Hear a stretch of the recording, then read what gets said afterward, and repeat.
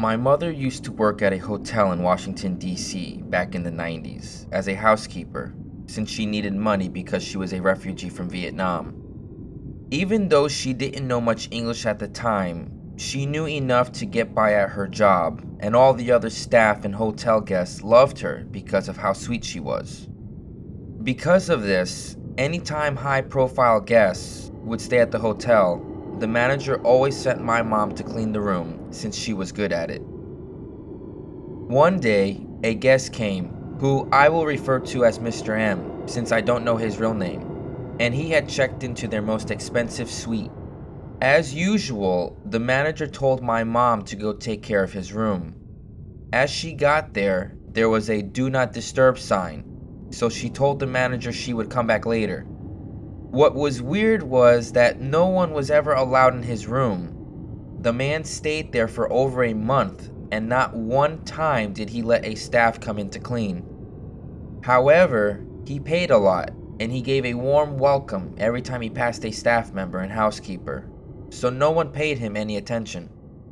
Then one day, people didn't see him anymore, so they assumed he checked out, even though the receptionist had no account of this. Since it had been so long since the room was cleaned and the "Do Not Disturb" sign wasn't on the door anymore, the manager told my mom to go check it out and to try and clean up what she could. As she got to the floor and unlocked the door to the room, a disturbing smell hit her. She couldn't figure out what it was, but she continued to survey the room, which was disgustingly messy.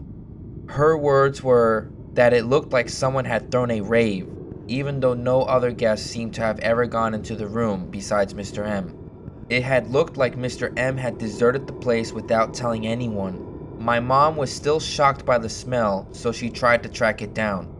As she followed the smell, she could tell it was coming from the hotel room closet. When she opened the closet, there was nothing but a cardboard box on the ground from which the smell was resonating from. In the moment from being a housekeeper, my mother's first instinct was to open the box to see what it was and clean and throw it out.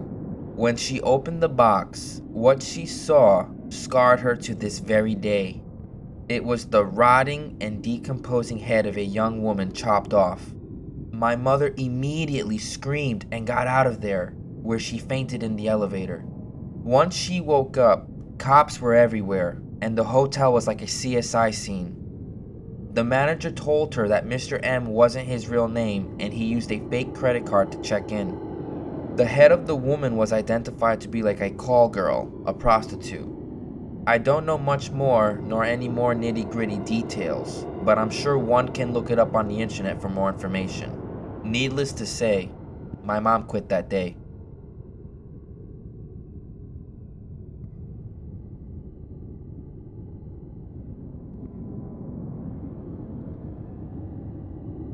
I work front desk at a hotel. About an hour after checking a guest in, she came back downstairs asking to be moved. She happened to be in a room that connected to another room. After getting settled in, she said she started to hear noises coming from the other room, which weren't a concern until the other people tried to open her connecting door from their side. The gap between her door and the door frame was just wide enough to see just a sliver into the other room. So when she went over to tell the other person to stop, curiosity got the best of her, and she peeked through and saw a man staring at her from the other side. She told him to cut it out, and he just stood there at the door, trying the handle every once in a while.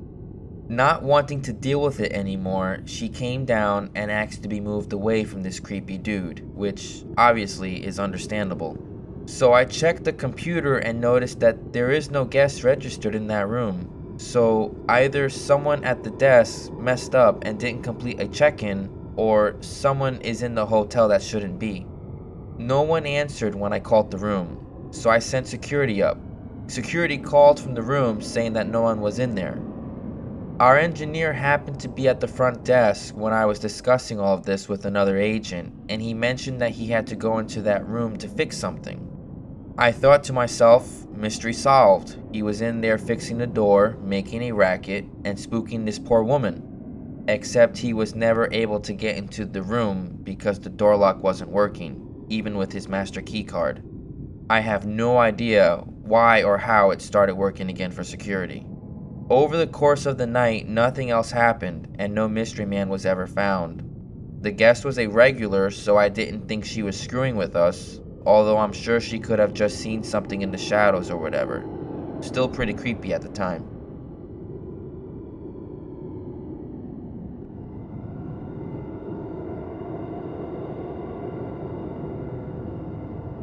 In the early 90s, I worked as a chef at the Hotel Colorado in Glenwood Springs.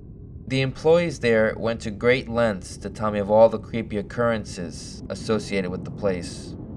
Forbidden rooms, labyrinth-like basements, hauntings, and other things like that. I never really paid it any mind, but towards the end of my tenure there, two very specific incidences led me to seek employment elsewhere. The kitchen in this place was built in the late 18th century, so it had very tall ceilings and near ancient fittings and equipment. The first incident happened late at night on what we used to call the bar line. It was a small kitchen off the main kitchen galley. They had a late party in the bar, and I was finishing up a long day shift. I had made a dish for the party that night and had to clean a big old pot. I had already finished everything else cleanup-wise, so all I had left was to dry and hang this big pot. The bar line had an overhead pot thing with giant hooks to hold the pots by the handles. These hooks were huge, about 4 to 5 inches deep, and could have been used to hang beef. I dried the pot and slipped it on the hook and made my way around the corner to the break room to clock out and grab my stuff. I was the only one left in the kitchen at this time, so I went through and started to turn off all the lights and make my way to the back delivery door. As I laid my hand on the doorknob, a tremendous bang shot through the whole kitchen. It was so loud, it had sounded like a cannon had gone off and made me jump a few feet off the ground. My heart was racing and my mind was going a mile a minute. I immediately turned all the lights back on and shouted to see if anyone was there. To my horror, nobody was there. I grabbed the biggest butcher knife we had, which we named Old Choppy, and started to slowly ninja my way through the galley, seeking out whatever the hell had made that sound. After a brief but thorough search, I determined that it must have come from the bar line. I slowly made my way around the corner, with faithful Choppy in my hand guiding the way. To my surprise, the pot I had hung up was laying right on the floor. I looked up at the hook and everything was okay. I was really disturbed by this. I picked up the pot and hung it on the hook on the opposite side of the pot hanger and quickly made my way out of there. As I locked the door from the outside, I heard a loud bang again. The sound of a pot hitting the ground but muffled through a locked door rung across the dark and empty parking lot. I immediately made my way out of there and went home. It wasn't until I got into bed that I realized I had the breakfast shift the next day. The next morning, I got in around 6 a.m. and the kitchen had been opened by the kitchen manager, who was getting ready for a banquet later that day. I asked her if anyone had been back on the bar line that morning, and she said no. So I decided to go check it out quickly and then get on with my day. I rounded the corner and the frickin' pot was still on the hook. This was deeply disturbing to me, and I made every effort from that moment forward to never be on the bar line alone. The second incident was enough to make me quit. We had a crazy day of prep ahead of us as we had multiple functions that weekend, including our famous Sunday brunch in the Colorado Room. The head chef asked me to come in super early that Sunday so that we could be ready for the two parties and the brunch. I arrived around 4:30 in the morning, with reinforcements scheduled to arrive around 5:30 a.m. I immediately went into work mode as I had a lot of stuff to get done. I was working on the main line, which faces the Colorado Room's main serving doors. However, the line itself faces back into the kitchen galley so that your back is to the dining room while working the line.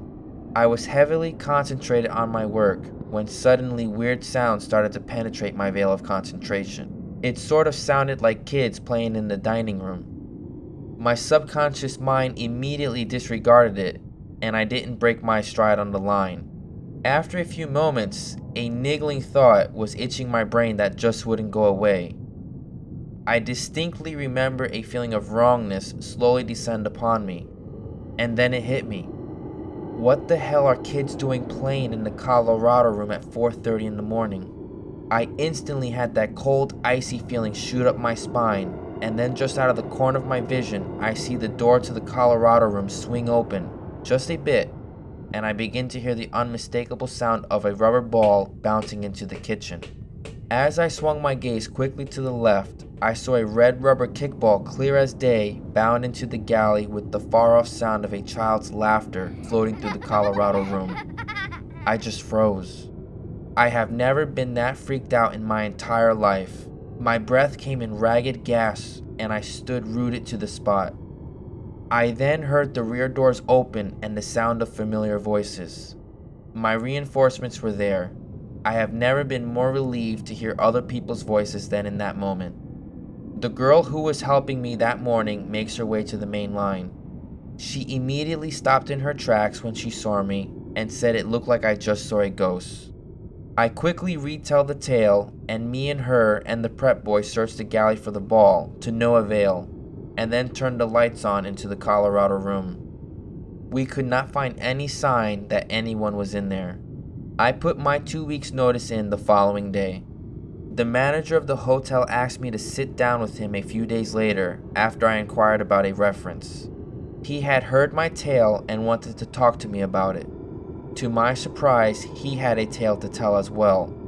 I thought that I had heard all the tales associated with the alleged haunting of the Hotel Colorado, but apparently she still keeps some secrets.